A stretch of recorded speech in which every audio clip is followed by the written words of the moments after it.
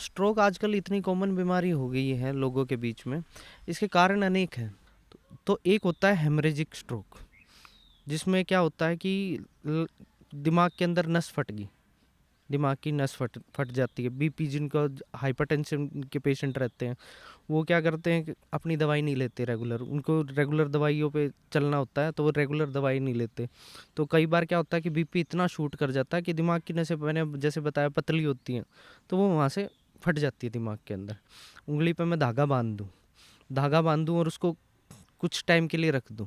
अगर जल्दी खोल दूंगा तो ब्लड का सर्कुलेशन वापस चला जाएगा, नहीं तो वो काली पड़नी चालू हो जाएगी और एक समय आएगा जो टूट के नीचे गिर जाएगी। खून ज़रूरी है न्यूट्रिएंट्स प्रोवाइड करने के लिए, ऑक्सीजन प्रोवाइड करने के लिए, तो वो खून आगे नहीं जा पाता, तो उसके कारण ब्लॉकेज हो जाती है और दिमाग का हिस्सा खराब हो जाता है।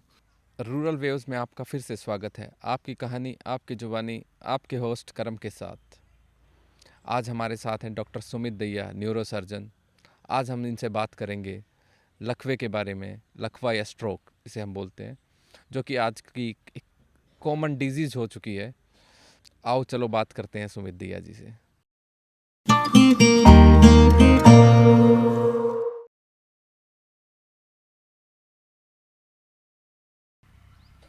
आज हमारे साथ हैं डॉक्टर सुमित दैया फिर से। डॉक्टर सुमित दैया, आपका शो में स्वागत है। Thank you.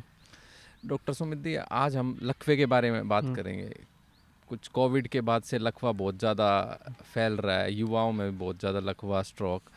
सो एग्जैक्टली लकवा है क्या चीज़, लाइक टेक्निकल टर्म्स में और एक साइंस की टर्म्स में और एक लेमैन की टर्म्स में क्या है लकवा? हाँ जी, आज हम बात करेंगे लकवे के बारे में, या मतलब स्ट्रोक के बारे में।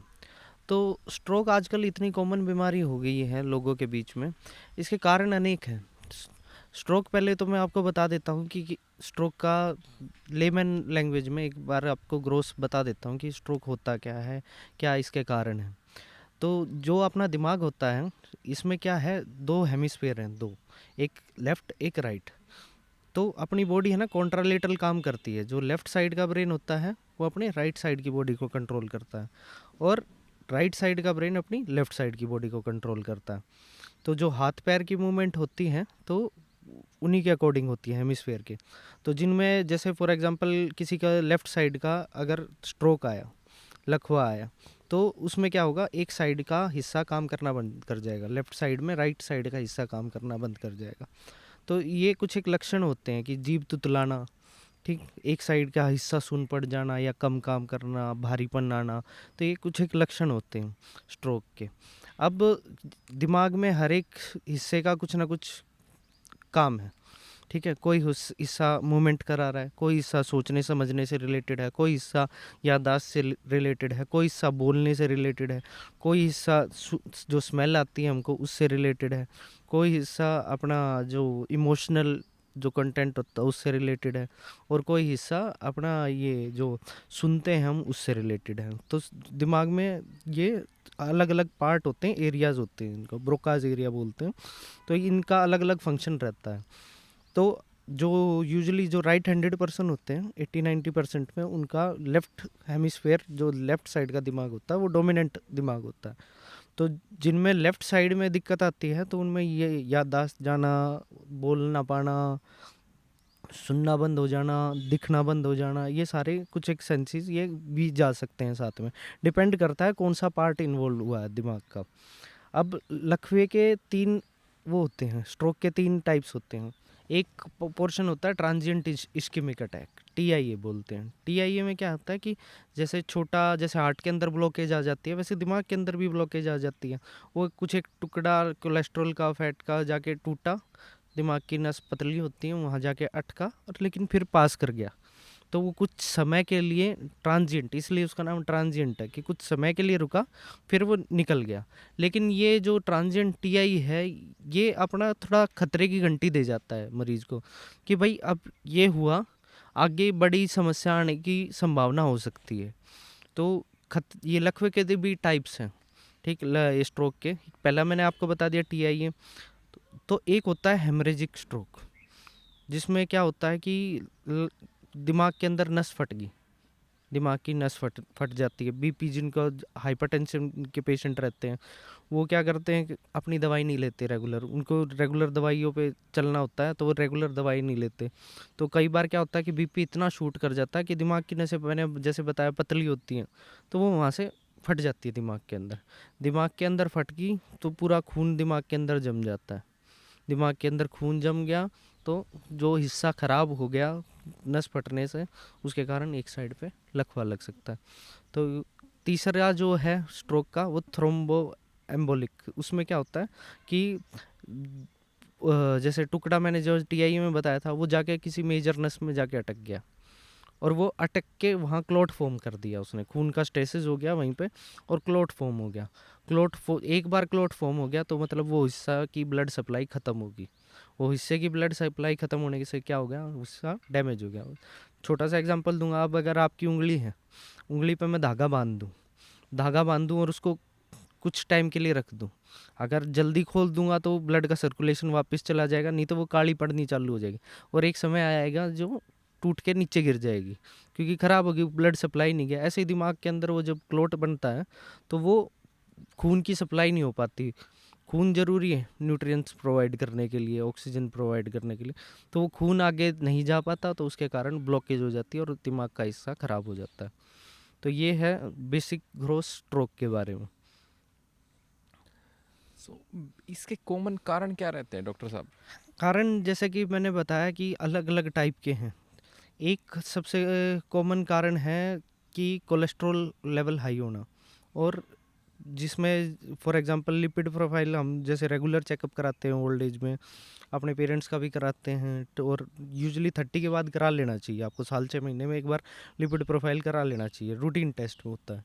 तो कोलेस्ट्रॉल जिनमें ज़्यादा होता है तो कोलेस्ट्रॉल धीरे धीरे खून की नसों के अंदर जमना चालू हो जाता है, धीरे धीरे खून की नसों को भीड़ा करना चालू कर देता है।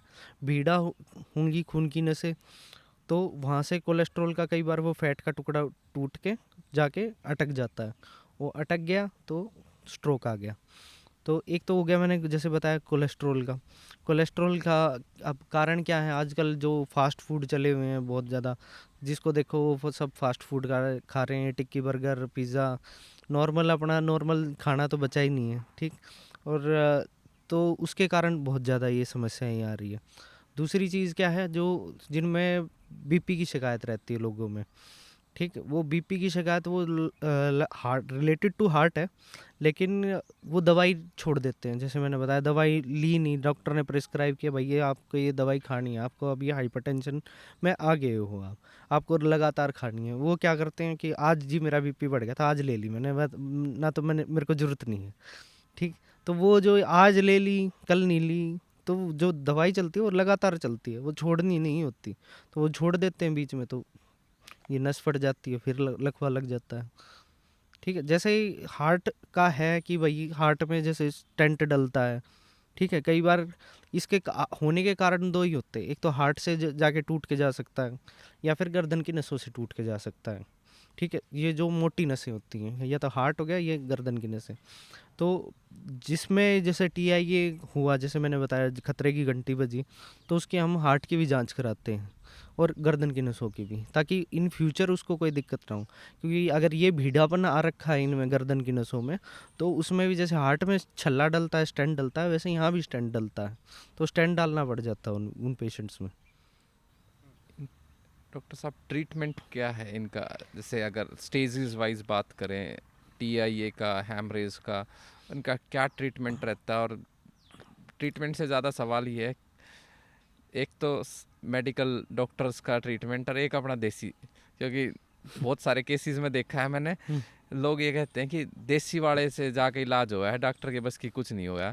ये मतलब कॉमन, अगर आप आज की डेट में देखोगे, अगर बस में बैठे हो ना, लकवे का इलाज के स्टिकर लगे पाओगे गारंटेड 24 घंटे में, तो हर जगह ये है। तो इस क्या एग्जैक्टली किस समय पे आदमी को किसकी अप्रोच करना चाहिए? देसी को किस समय पे अप्रोच करना चाहिए, मेडिकल साइंस का किस टाइम पे? उसको एक कन्फ्यूज़न दूर अब कर। ये एक थोड़ा मजाक वाला क्वेश्चन ज़्यादा लग रहा है मेरे को कि देसी वाला। अब क्या है कि यहाँ सोनीपत का जो से एरिया है, यहाँ कुछ एक मिथ जो होती हैं, मिसकंसेप्शन, वो एक लोगों के दिमाग में कि भाई अस्पताल लेके जाओगे वो ग्लूकोज लगा देंगे और वो लकवा बढ़ जाएगा, ठीक। तो ये बहुत ज़्यादा कॉमन है कि पता नहीं यहाँ कौन से देसी पे किस पे जाते हैं और फिर वो ख़राब हो के हमारे पास आते हैं।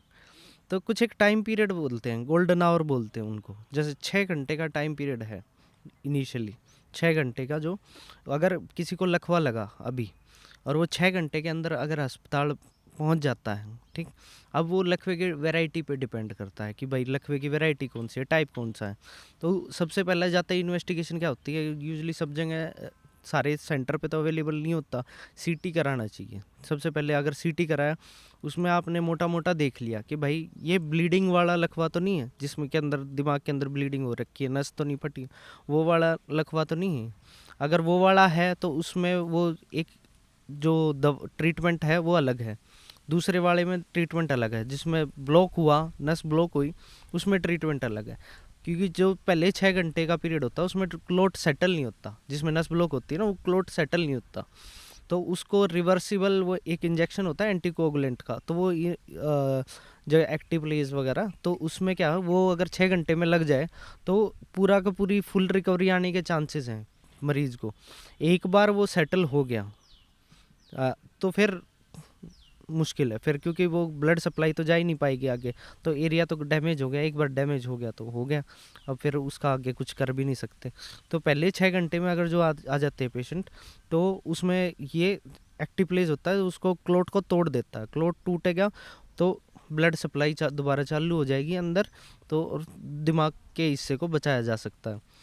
अब ये जो देसी हैं ये क्या करते हैं, ये इनके पास रखी होती हैं ये एंटीप्लेटलेट जो दवाइयाँ होती हैं, इकोस्प्रिन वगैरह, एस्प्रिन वगैरह, तो ये बिना कुछ देखे खिला देते हैं उनको। अब सोचो किसी के दिमाग में ऑलरेडी ब्लीडिंग हो रही है, उसने तो दे दी उसको दवाई पुड़िया बना के, और उसको किसी को अंदर ब्लीडिंग हो रही है, वो क्या होगा, ब्लीडिंग बढ़ जाएगी, जो थोड़ी थी बड़ी हो जाएगी, और उसका और ज़्यादा नुकसान हो गया, मरीज़ की जान पे बात आ जाएगी। अभी पिछले महीने ऐसा केस मैंने ऑपरेट किया कि मरीज़ गया किसी देसी के पास, पहले हल्का पुल्का हाथ में नमनेस थी, हल्का पुल्का भारीपन था, उसको बीपी शूट होने के कारण ब्लीडिंग हुई थी। देसी ने दे दी उसको इको पुड़िया बना के, और वो ब्लीडिंग इतनी बढ़ गई एकदम से, वो मरीज़ बेहोश हो गया, और फिर उसका ऑपरेशन करना पड़ा मेरे को। फ़िलहाल वो मरीज़ ठीक है, पर एक साइड का उसका पूरा नुकसान हो गया। नहीं तो अगर वो स्टार्टिंग में ही मेरे पास आ जाता तो शायद बचाया जा सकता था। बट ये अब मरीज को भी नहीं पता होता कि किस सिनेरियो में है, क्या है इंटरनली। ये अपने हरियाणा में ना बहम बहुत घुसे हुए हैं लोगों में कि भाई स्पाइन में दिक्कत है तो पहलवान की लात मरवा लो, ठीक है। लकवे की दिक्कत है, फलाना कोई आदमी को गांव में पुड़िया दिया करे, उस पर चले जाओ। आप उनके ना वर्स कॉन्सिक्वेंसेस नहीं देखते। एक तो जितना भी देखा मैंने, ये जो देसी है ना, ये स्टीरॉयड की पुड़िया बना के, डेक्सोना की पुड़िया बना के ये रखेंगे और डेक्सोना चेप देंगे।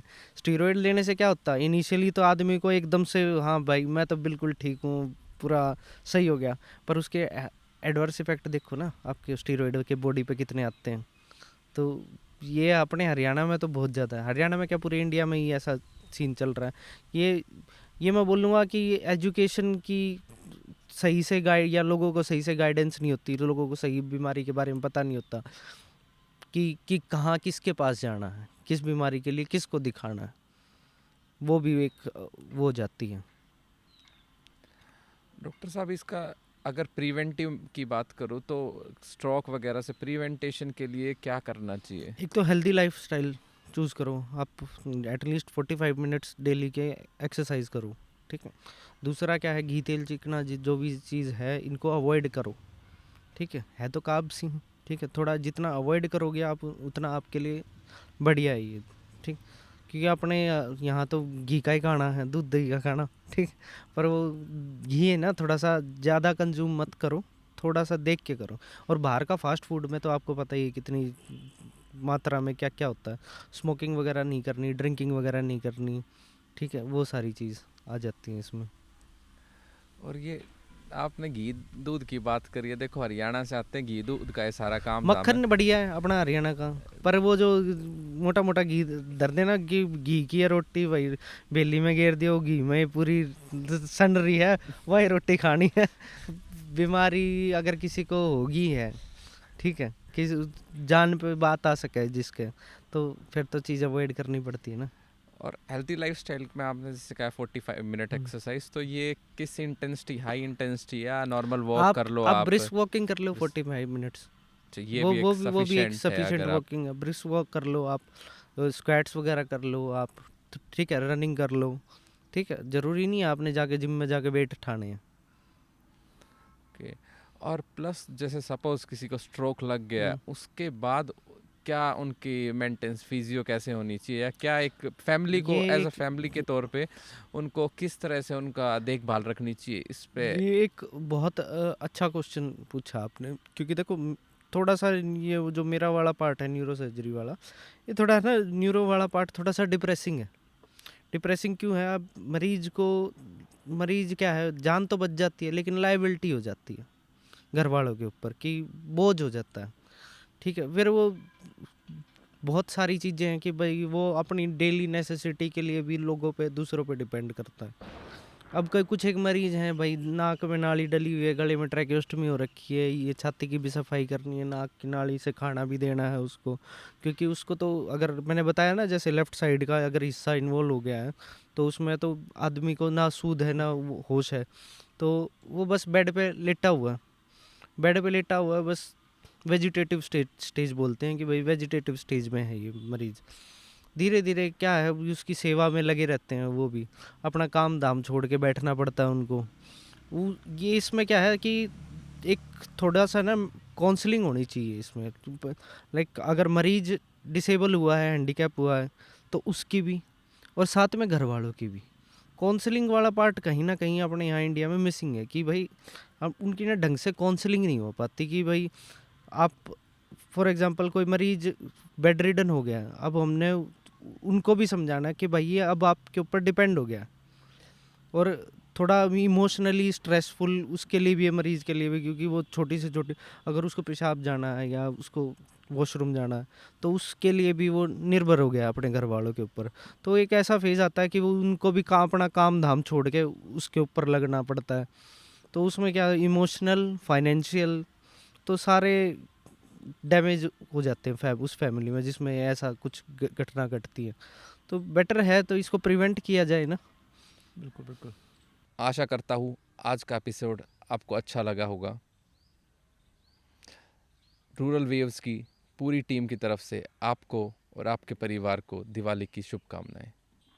अगर आपको ये वीडियो पसंद आया तो लाइक, शेयर और सब्सक्राइब करना ना भूलें। धन्यवाद।